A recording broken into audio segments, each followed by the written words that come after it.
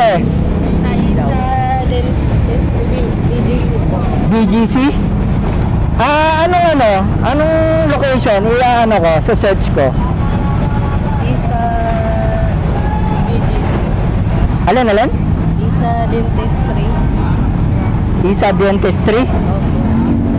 Ito po. Isa Dermatology and Dentistry. Okay. Ano oras ba pasok mo? Alas 10. Sige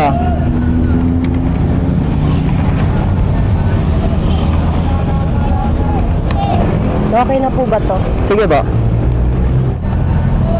Okay na po. Okay na? Opo.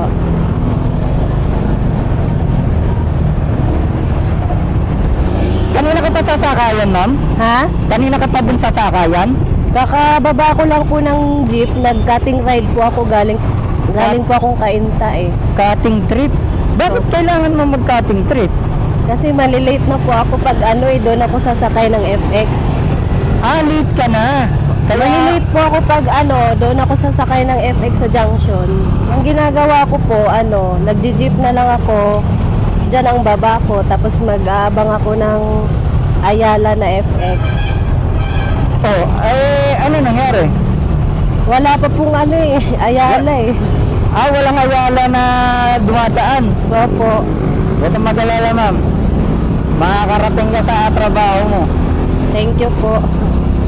Anong sabi sa'yo ni tatay? Sabi na ng lalaki, libre sakay daw. Ma'am, totoo yun. Walang bayad. Pangalawa ka na nga ngayon eh. Yung isa, hinatid ko sa Unimart. Madalas po ako doon pag nag-cutting ride ako, doon ako nag-aabang. Ginagawa mo lang yung mag-cutting trip kapag Pag ganitong Monday, kasi alam ko traffic po talaga. ganun talaga, ma'am. Kasi first day of work ngayon eh. Opo. Lunes. Yun ang dahilan kaya ako pumuesto doon. Kasi maraming maraming mga walang masakyan.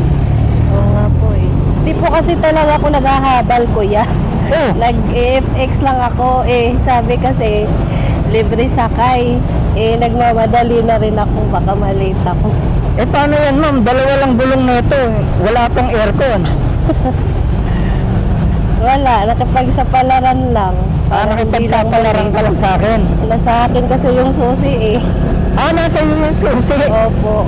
Ibig sabihin, hindi sila makakapasok sa loob. Opo. Kaya ma'am, gagawa natin ng paraan yan. So, shortcut tayo, ma'am. Opo. Kasi traffic eh, Doon yung daan ko eh, sa Buting. Pag nag-FX ako. Doon ka dumadaan. Opo. At shortcut tayo sa residential. Dito tayo sa dinadaanan ng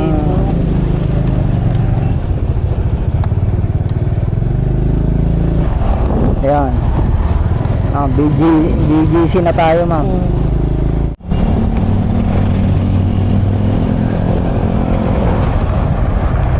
Dito yun, mama, no? Opo.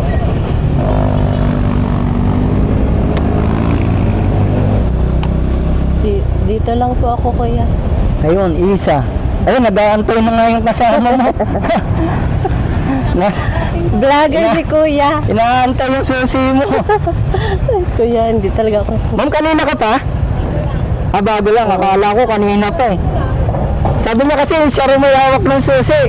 Kaya hindi rin makakapasok.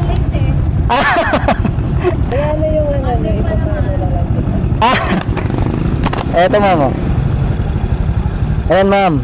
Thank you, kuya. Welcome po. You're welcome. Hindi pa ako nag-lipstick. Thank you, kuya. Sige, ma'am.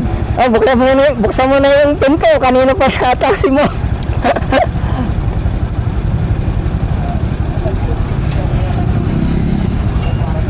You're welcome po.